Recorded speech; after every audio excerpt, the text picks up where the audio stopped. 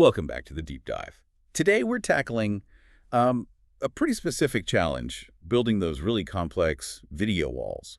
You know, the ones where screens aren't just square. Exactly, where maybe a 90-degree angle just won't work for the design. Right. So our mission today is to understand the tech behind that flexibility.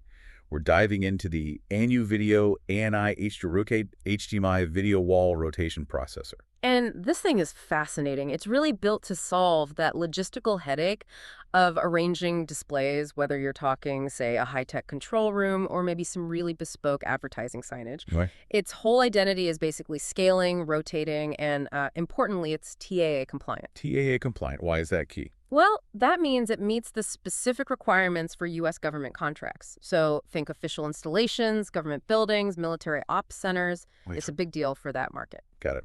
Okay, let's unpack the technical core here. It handles standard HDMI in and out, resolutions up to 1080p at 60 hertz. Now, wait a second. For high-end commercial AV, isn't 1080p maybe a bit limiting? We hear so much about 4K. That's a really good point. And yeah, 1080p is the ceiling here. So this device isn't trying to compete on sheer resolution for, like, home cinema. So where does it fit? It's strongly positioned for, say, upgrading existing infrastructure that's maybe already wired for 1080p, or for those specialized jobs, think control rooms again, or digital signs where that precise rotation capability is actually way more important than pushing 4K pixels. Stability and that geometric control are key. Okay, that makes sense. So let's get into its specialized abilities then. Tell us about the finesse. Well, it really operates in two main modes. The star, you could say, is rotation mode. Rotation mode. Yeah, this gives you incredible precision. We're talking full 360-degree rotation, adjustable in tiny 1-degree increments. 1 degree. Why does that level of precision matter so much out in the field? Imagine you're mounting screens on a wall that isn't perfectly flat. Maybe it bows slightly or the structure itself is just a bit off. Oh, yeah, I can see that being a nightmare. Exactly. That 1-degree precision lets installers digitally compensate for those physical imperfections. It turns a potential alignment headache, costing time and labor, into a relatively simple calibration step. Okay, that's clever. And it doesn't mess with the video signal timing. Latency. That's another critical point. In rotation mode, the latency is super low. We're talking just 1 to 2 frames, so visually, it's almost instantaneous. Impressive. And the frame rate supported in this mode? It specifically handles 1080p input and output at all the common rates, 24, 25, 30, 50, and 60 hertz. Pretty comprehensive. Right, so rotation mode is for nailing the geometry. What about the other mode? Scalar mode. Scalar mode is more about standard tasks. Scaling video up to 1080p at 60 hertz, sure, but also applying effects like video mirroring, flipping the image vertically or horizontally, or even freezing a frame. And image adjustments. Brightness, contrast. Oh yeah, you get a full suite of adjustments in both modes. Brightness, contrast, saturation, hue, and importantly, aspect ratio control. You can really tweak the image. Now, this sounds like one piece of a much bigger puzzle. The source material mentions using multiple units with like an HDMI splitter or a matrix for larger video walls. That's absolutely crucial context. You need to understand this isn't a one-box solution for a whole wall. Right. The ANI-HDROTATE is a one-input, one-output processor. So one box per screen you want to rotate or scale. So if I'm building, say, a 16-screen mosaic with all sorts of crazy angles... You need 16 of these boxes. Plus, you'll need that HDMI splitter or matrix upstream to take your single video source and distribute it out to all 16 processors.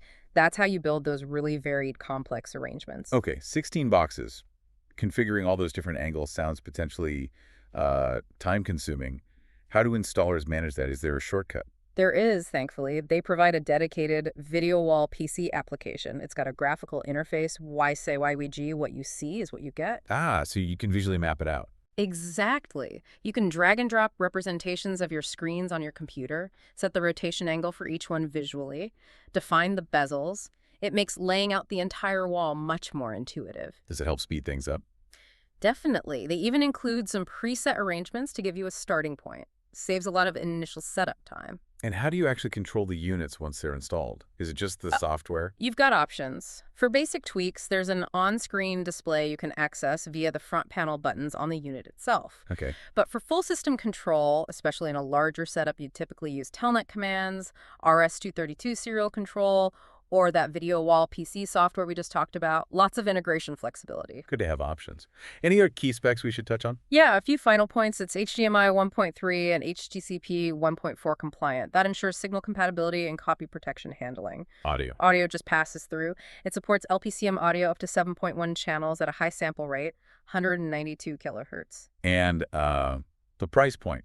Warranty. Currently listed at $479 per unit, and it comes with a 3-year limited warranty.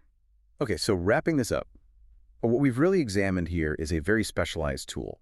It's not about the highest resolution, but about providing incredibly precise geometric control. Exactly. It takes that complexity of non-standard video wall design, especially in commercial spaces like control rooms or for unique signage, and makes it manageable through digital adjustment. Stability and that fine-grained rotation are the name of the game. So it simplifies a complex physical setup problem. Precisely. Which leads to an interesting thought for you to consider, especially when you think about these large multi-unit installations. Go on. We talked about the precision, the scaling, the control, but how does the unit's ability to manage custom EDID factor into all this? You know, that data that tells the video source what kind of display is connected. How critical is managing that EDID correctly to ensure seamless operation when you've got maybe dozens of these potentially different screens all linked together in a complex wall? That's the next layer of integration complexity. Ensuring the source plays nicely with potentially dozens of custom configured endpoints. That's definitely something to think about.